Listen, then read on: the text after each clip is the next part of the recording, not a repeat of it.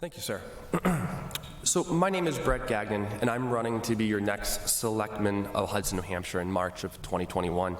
I believe I'm a qualified candidate with someone who has passion, knowledge, and dedication to serve this town and our community to be even stronger one. I have an undergraduate degree in electrical engineering from Wentworth Institute of Technology, as well as a master's from Southern New Hampshire University. I am currently employed as an electrical safety specialist within the Regulatory Affairs Department for a global life science company.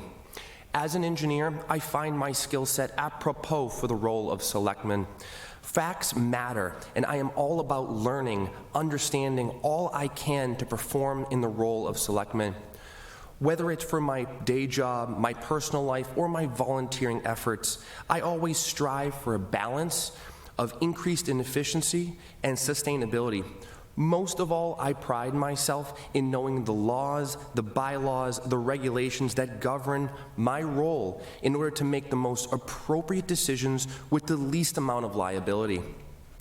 Another important qualification outside of my education and career is my family. I was raised by a telecommunications director and the CEO of a local nonprofit organization. Both my parents instilled in me a sense of hard work, dedication, and responsibility. They are both avid volunteers in their community, something that has always inspired me in the same fashion. Not only do I believe everyone should give back, but it does bring a sense of purpose to your life.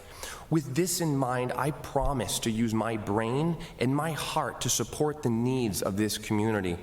Over the last few years, I have been an active volunteer, very engaged in town politics. I have volunteered for the last 4 years on the Hudson Conservation Commission. During my time there, I became very familiar with the various town departments, boards, and committees, allowing me to see how they all operate collectively. I have attended numerous town meetings, presented at deliberative sessions, and participated in master session planning events, and met with state leaders about high visibility issues. I take great pride in making sure I listen to my fellow neighbors, residents, about what they think that they would like to see in our town. Most recently, I have been a driving force behind the local grassroots effort called Hudson Alliance for Responsible Development, focused on research, outreach, and recommendations for sustainability for the future here in Hudson. All of these efforts are dedicated to informing our residents about what is happening in town so they feel included in our collective future, and more importantly, the decisions moving forward. As a candidate and someone who is humbly asking for your vote on March 12th, I promise to be professional, open-minded, logical, and welcoming of feedback and ideas from people I represent. I may not agree with everyone, but I will take the time to understand all arguments and strive to find the best solutions as required. Thank you. Let's get started. The first question I'm going to open with is to both the Board of Selectmen and the school board. And it's the question everybody wants to know about. Please comment on the proposed development of the Friel property, Green Meadow Golf Club, and how this project will benefit or not benefit the town and the school district. This is a tough one, although I am allowed to speak about it. I want to be careful. I know there are a lot to be heard on both sides, and similar to my opening argument, I do try to listen to logical arguments. So, with a past in Conservation Commission, don't take me as a tree hugger by any means. I am for development of this town with a sustainable balance. To the question, benefits and negatives, I mean, as we all know, it's pretty publicly been discussed. There are some revenues of sort that will come through, whether those are taxes, for current use taxes or so forth, that could be used in probably positive ways. There are some other benefits with the operator of the facility, Amazon, and so forth. The negatives, as discussed, we've talked about traffic, property value loss, but I think some of the biggest negatives are seeing a large group of residents, not just the residents who live nearby, but a large portion of people in town really lose trust in leadership. At Board of Selectmen meetings, the public input for an agenda item is only allowed before the actual item is presented to or discussed by the selectmen. Do you have any opinions on the way the Board of Selectmen meetings are conducted concerning this? Thank you. Mr. Gagnon. So I'm certainly open to potentially changing the process as long as it doesn't conflict with actual state regulations and how a meeting is supposed to be handled. With that, I do believe there's a difference between public comment, usually at the beginning of a meeting, which is for non-agenda items, and public hearings, which are specific to topics. Public hearings usually should allow for communication of residents and town staff or presenters to go back and forth to some extent. And again, as long as there's flexibility within the regulations and laws and bylaws, I'm happy to hear arguments about how to potentially change the intricacies of how a meeting operates to better suit our residents, because that's who we are truly here to serve. Thank you. What is your position on protecting our town's green space? Mr. Gagnon. Well, this is a question I do appreciate.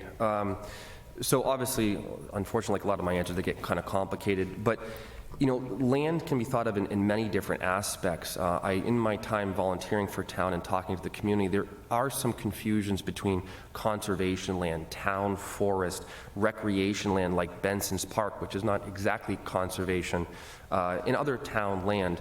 So I completely support the idea of conservation, don't get me wrong, but they all have, each property has a different reason and a different value. Town forest, potentially to log, some conservation meant for trails and some light recreational activities, and other properties are simply meant just to protect for perpetuity for the sustainability of our natural environment. Not only is it for our environment, but it actually brings a balance to town assets. You know, having residential growth, conservation, and commercial growth all in a balanced way makes the town just a better place altogether and increases our town value. Thank you, sir. Thank you. It seems as if there are very little coordination of capital improvement warrant articles, the police headquarters renovations and the high school renovations. What is your opinion regarding the necessity of working together to time these investments so as to best benefit the taxpayer? So I'd actually like to agree with Mr. Norman. You know, I do see that in the past, Hudson has had various plans, capital improvement plans, master plans, open space plans that were quite good, well put together, but unfortunately, in my eyes, never followed very well. Also, to your point, I do think it has been getting better. You know, this complaint has come up at numerous candidates' nights before that I've attended as a witness like yourself, but it is certainly getting better. I'd like to point out, you know, Mr. Brian Groth is doing a great job with master planning sessions to get involvement of the community to help with planning. And then also I'd like to give a shout out a little bit to Mrs. Roy and Mr. Cassia for a program called Working Together for Hudson, which is really trying to solve this one problem that's been complained about for a few years now. So thank you. Thank you. Do you support the police facility expansion project? If so, why? Or if not, why not? And we will start with Mr. Gagnon. So this is an interesting topic, and this has been another one on the ballot for a couple years now. In general, I do support the expansion. I know they were presenting some videos showing the tight spaces, the kind of overlap in working areas, and I do believe there was some history that, like everything that comes onto the ballot, came at one point as a bigger project and then was kind of slimmed down to what they have now. So I heard talks about it used to be a one-level building for being prepared for a second level when they needed to expand, but due to the warrant article back in the day failing, they decreased the structural integrity of the building so it couldn't be expanded. So again, as one person said, kicking the can down the road. So unfortunately, I do think we're at the point where we need to just build a new building. It would have been better if it was passed in the past where it could have been expanded, but that's not a choice at this moment. Thank you, sir. Thank you. Do you think a dedicated economic development director would benefit our town or not? Again, on its face, it does sound like a good idea. With that said, there are certainly some reservations. You know, I would like to have the input of the school board and the selectmen, because even if we have this function and they produce this document to give us direction, are we going to follow it? The past has proven that we haven't, and that's what I worry about. So am I in favor of a position like this? Absolutely. But I would certainly want the discussion to happen before the position is created, and really promise that, like I said, the school board and selectmen will give the feedback from this position real respect and action. Thank you. Now the question to the board, what is your opinion on the circumferential highway now being called the Hudson Boulevard? Mr. Gagnon. This is another interesting question. Being the co-founder of Hudson Alliance for Responsible Development, I've done lots of research on this project over the last 3 or 4 years, and I was actively taking notes on every other question, but I'll speak a little off the cuff to this one. Unfortunately, we did agree before, Mr. Norman, but this one I won't. To me, it was not a kick the can down the road. The EPA actually vetoed this project with a 404C at a national level because of its environmental impacts. You know, we do talk about traffic in this town, and I think this Hillwood developments, traffic has been a big issue, but it's leading right into the discussion of, well, let's build a circumferential highway, then you have nothing to complain about. Although that sounds good on its face, the environmental impact of the highway, along with the development, most likely residential development, that it will draw into the region, both in our town and around, will have more negative effects than people truly believe it will have positive effects, and there's facts and research to back up those ideas. Thank you. To the board, we'll start with Mr. Gagnon. Do you support the police use of body cameras? Yes, I feel like I watch enough of non-biased news as much as possible, and I see nothing but general good coming of it. It supports transparency.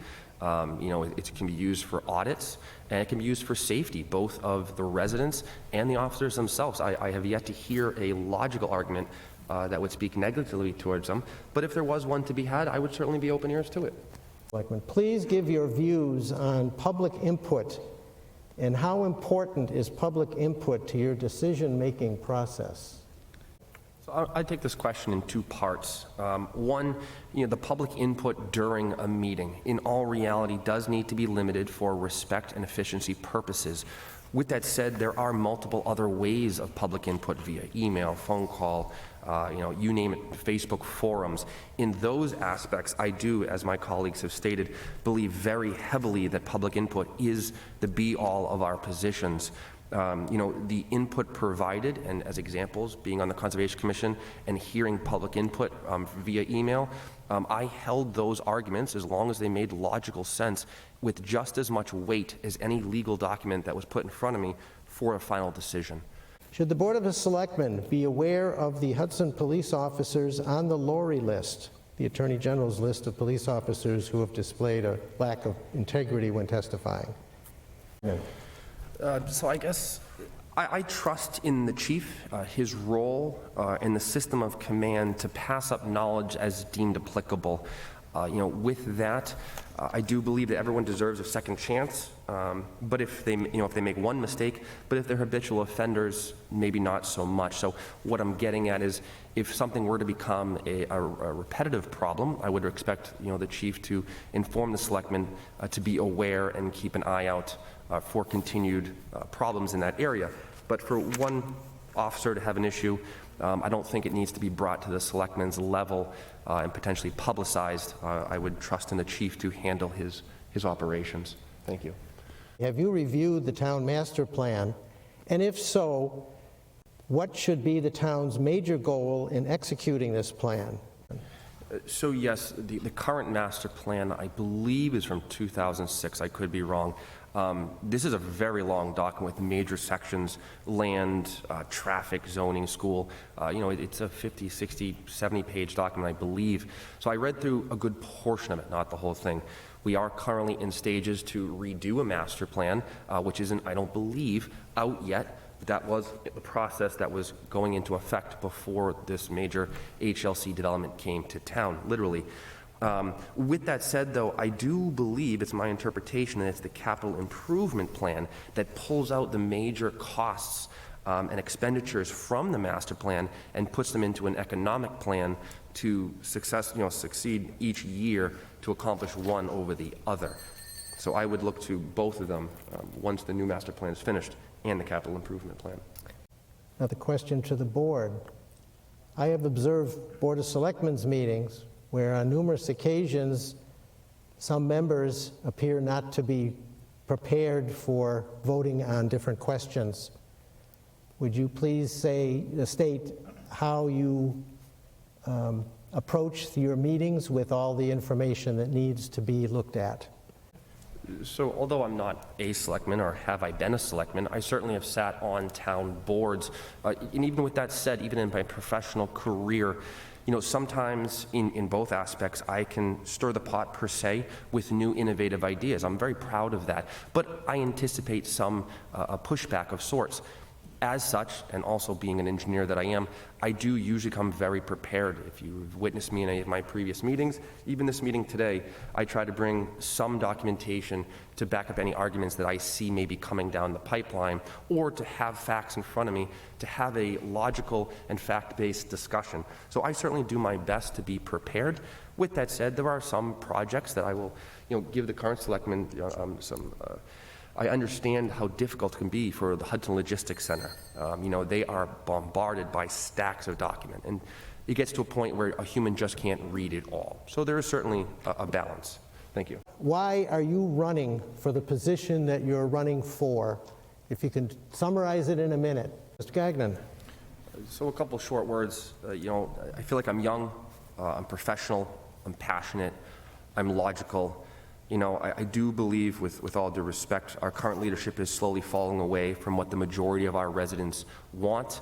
And with that, I've received a lot of support and backing from our community, and I feel a need and a desire to give back what they have given to me. Thank you.